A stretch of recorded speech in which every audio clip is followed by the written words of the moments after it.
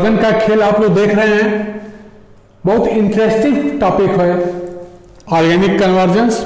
और एक बार कन्वर्जेंस अगर किसी के समझ में आ गया तो ऑर्गेनिक रिएक्शंस को समझना बहुत आसान है। इसलिए पहला काम है रिएक्शंस में ऑर्गेनिक कन्वर्जेंस को समझना। बेटा कौन सा रिएजेंट डालेंगे, किस रिएक्टेंट पे, फिर क्या प्रोडक्ट बनेगा।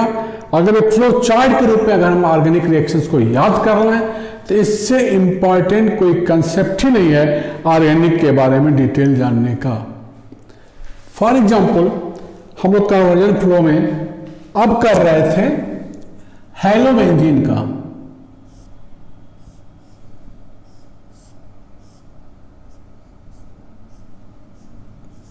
हमें कुछ नहीं, क्लोरीन लाना है।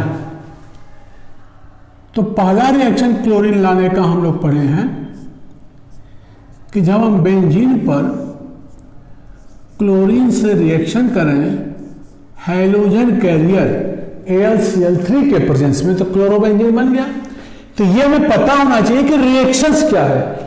Benzene undergoes electrophilic substitution reaction, इसलिए H की जगह पे क्लोरीन लाना है। तो इलेक्ट्रोफाइल क्लोरोनियम आयन कहां से, जब क्लोरीन का रिएक्शन करेंगे AlCl3 से तभी इलेक्ट्रोफाइल Cl+ जनरेट होगा। दूसरा एक रैसिक मेथड है, किताबों में लिखा है कि बेंजीन एयर एंड HCl इनका vapour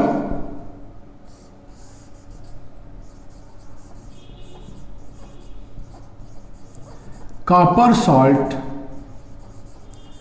catalyst, again it will give chlorobenzene.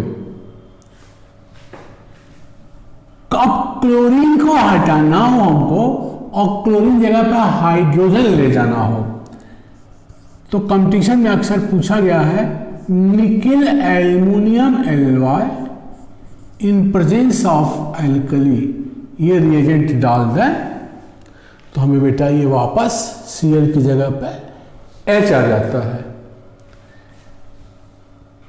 हम लोग बात किए थे बेटा कि अगर बेंजीन का नाइट्रेशन करें नाइट्रिक एसिड और सल्फ्यूरिक एसिड के साथ, nitration nitric acid plus sulphuric acid, अगर it is electrophilic substitution reaction, benzene के एक H पे NO2 ग्रुप आ जाएगा। इस NO2 ग्रुप का अगर हम रिडक्शन करें HCl के साथ, NO2 चलो हम कहीं भी लगा दें,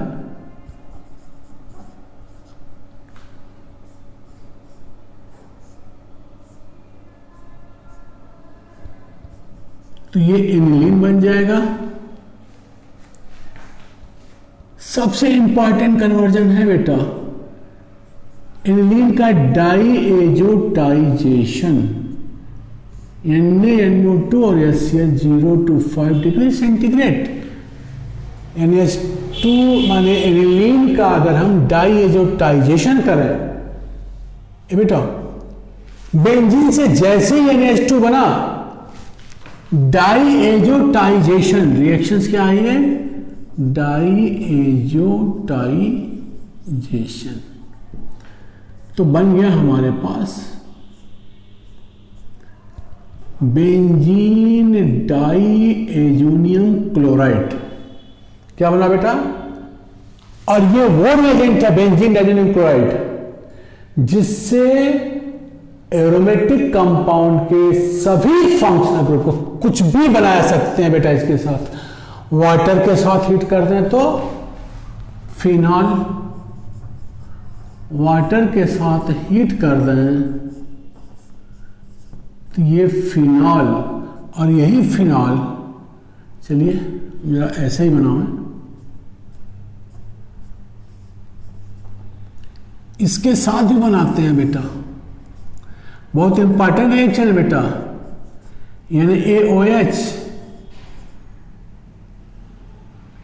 300 डिग्री सेंटीग्रेड, 320 एटमॉस्फेरिक प्रेशर। कौन सा रिएक्शन है ये? Douse process, douse process. तो ये रिएक्शंस हैं क्लोरोबेंजीन से रिलेटेड कि डाउज प्रोसेस के द्वारा हम फिनॉल बनाते हैं। साथ साथ और भी इंपॉर्टेंट रिएक्शन है क्लोरोबेंजीन का। अगर हम मैग्नीशियम ड्राई ईथर के साथ हीट करें तो एरोमेटिक ग्रिग्नॉर रिएजेंट बन जाएगा, phenyl magnesium bromide. Phenyl magnesium bromide. Air oxidation करें इसका तो कार्बन मैग्नीशियम के बीच में ऑक्सीजन आ जाएगा बेटा। This is phenoxy magnesium bromide.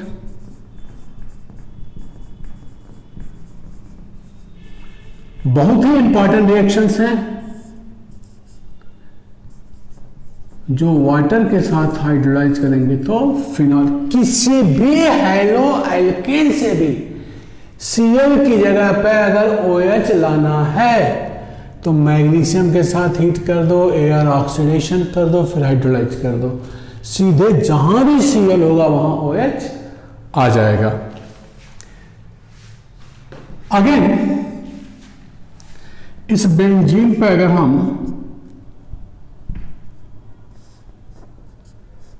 आयोडोक्लोराइड डालें AlCl3 के प्रेजेंस में, ये बेटा आयोडोक्लोराइड माने वी गेट आयोडोबेंजीन, और आयोडोबेंजीन को कॉपर के साथ हीट करें तो एक रिएक्शन पढ़ेंगे हम, अल्मोंड रिएक्शन। ये क्या देता है? यहां बाइफिनाइल।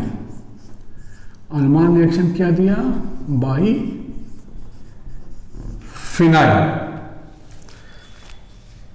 सिमिलरली ये जो क्लोरोबेंजीन है, क्या है ये? क्लोरोबेंजीन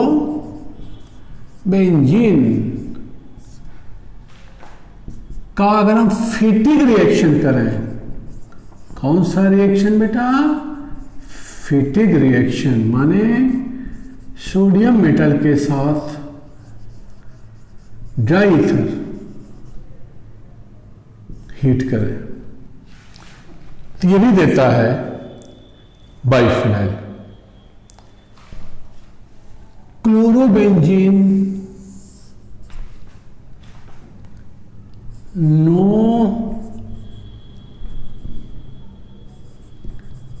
SN2 रिएक्शन, मतलब Cl of chlorobenzene cannot be replaced by nucleophile। sp2 carbon से अगर हाइड्रोजन जुड़ा है या ब्रिज हेड कार्बन पर हाइड्रोजन है तो उसका न्यूक्लियोफिलिक सब्स्टिट्यूशन रिएक्शन नहीं होता। तो रिएक्शन कौन सा देता है? ये पाया गया बेटा कि अगर हम हेलोबेंजीन का, देखो यहीं से शुरू कर रहे हैं, यहीं से ये हेलोबेंजीन यहीं से ला रहे हैं, यहीं से हेलोबेंजीन ला रहे हैं बेटा क्लोरोबेंजीन। अगर हम सोडामाइड और लिक्विड अमोनिया से हीट करें तो सोडामाइड और लिक्विड अमोनिया क्या हुआ? Strong base. Strong base sp2 carbon के क्लोरीन को भी इलिमिनेट कर देता है, निकाल देता है बगल वाले कार्बन के H के साथ।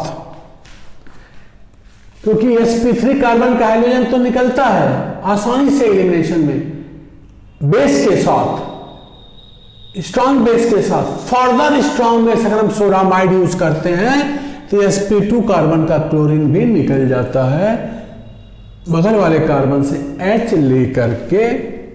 तो ऐसे केस में यहां जो प्रोडक्ट बनता है वो एनिलीन होता है बेटा। ये NH2 दो जगह जा सकता है,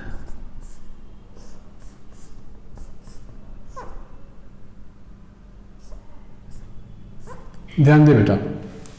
जहां क्लोरीन है उसी पे गया या उसके बगल वाले कार्बन पे NH2 गया। अगर हम स्टार बना दें तो स्टार वाले पे गया और स्टार वाला यहां नहीं है, बगल वाले पे गया।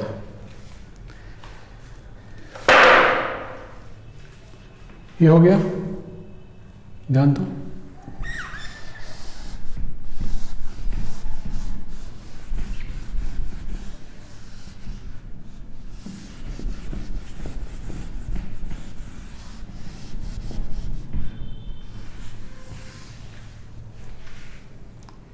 बेटा इस रिएक्शन में, इस वाले में जो इंटरमीडिएट बनता है, देखो अगर हम सोडामाइड स्ट्रॉन्ग बेस और अमोनिया की बात करें तो जो इंटरमीडिएट बनेगा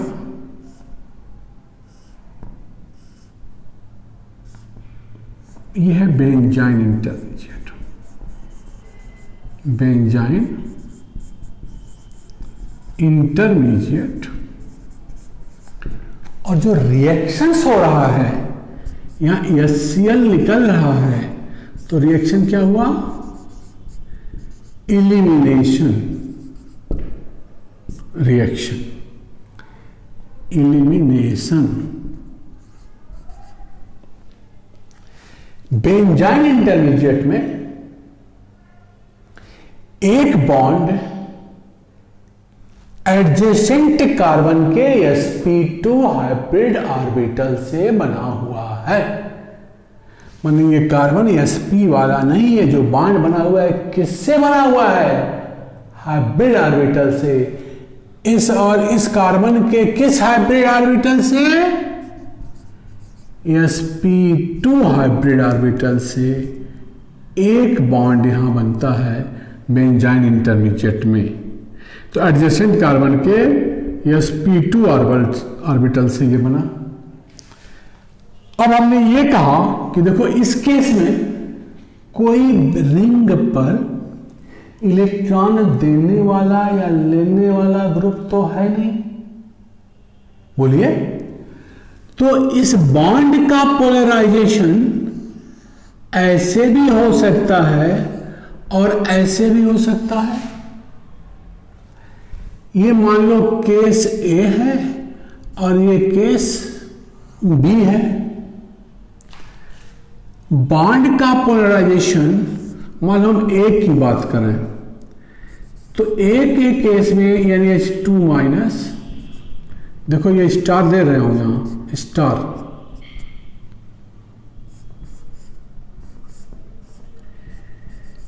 इस कार्बन पर गया, यहां माइनस आया, स्टार है ही। अब अमोनिया अपना H इसको दे दिया। अगर हम केस B की बात करें तो केस B में यानी H2 माइनस यहां आएगा, स्टार खाली रहेगा। अब अमोनिया अपना H इसको दे दिया तो ये बन गया। तो देखने से लग रहा है बेटा, ध्यान देना, ये किस पर डिपेंड करेगा इसका पोलराइजेशन, कि इलेक्ट्रॉन देने वाला ग्रुप है रिंग पर हाइड्रोजन के साथ, अगर स्टार्टिंग है तो इस हाइड्रोजन के साथ अगर कोई ग्रुप कहीं लगा हुआ है तो इलेक्ट्रॉन लेने वाला है या देने वाला है, ये उसी पे डिपेंड करता है इसका पोलराइजेशन। फॉर एग्जाम्पल, ये ध्यान दो बेटा, जिस कार्बन पर हाइड्रोजन है अगर NH2 उसी पे जाता है तो ये होता है डायरेक्ट सब्स्टिट्यूशन प्रोडक्ट।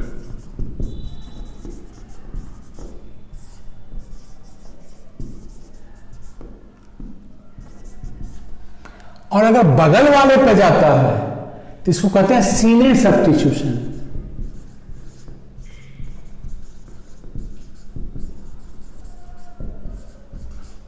ऐसे तो ये ध्यान दीजिएगा कि NH2 एग्जैक्टली जा कहां रहा है, सीने सब्स्टिट्यूशन या डायरेक्ट सब्स्टिट्यूशन की बात हो रही है, ये तो ध्यान देना ही देना है। अब मैं ये कहा कि एरोमेटिक कंपाउंड हाइड्रोबेंजीन पे इलेक्ट्रॉन देने वाला या लेने वाले ग्रुप का मतलब क्या हुआ। जैसे मान लो बेटा यहां मिथाइल है, ये क्लोरीन है, तो अगर हम सोडामाइड और लिक्विड अमोनिया का रिएक्शंस देंगे तो ध्यान दो ये बनेगा। अब ये क्या इलेक्ट्रॉन देने वाला ग्रुप, तो ये बॉन्ड को ऐसे पोलराइज करेगा, इस बॉन्ड को इस तरह से पोलराइज करेगा, माने इलेक्ट्रॉन डिफिशियंसी यहां होगी। तो ऐसे केस में NH2 कहां जाएगा, NH2 माइनस इस पोजीशन पर गया, तो यहां प्रोडक्ट बन जाएगा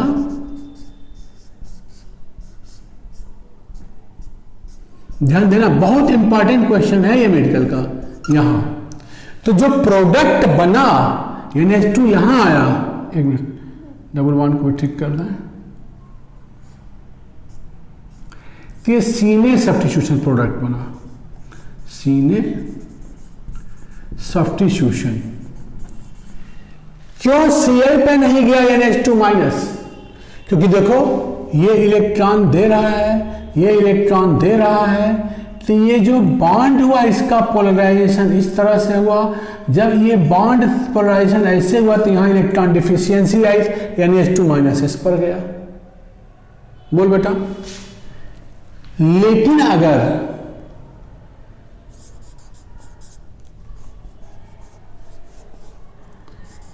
इलेक्ट्रॉन खींचने वाला ग्रुप आ गया, हम कंडीशन में रख रहे हैं ये Cl है, तो again sodamide NaNH2 ammonia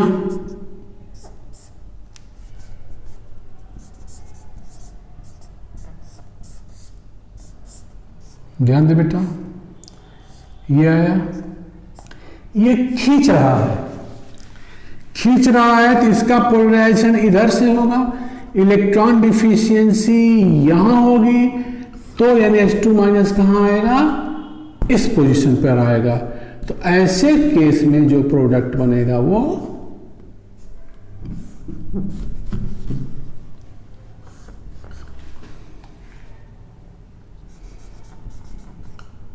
final product यहां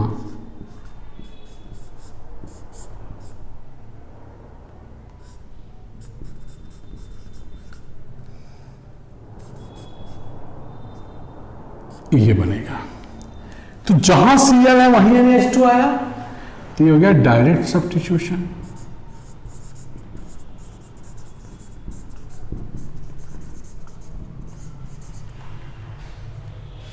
तो पहले हो रहा है एलिमिनेशन, इसके बाद क्या होगा, एडिशन, NH2 और H का यहां एडिशन होता है।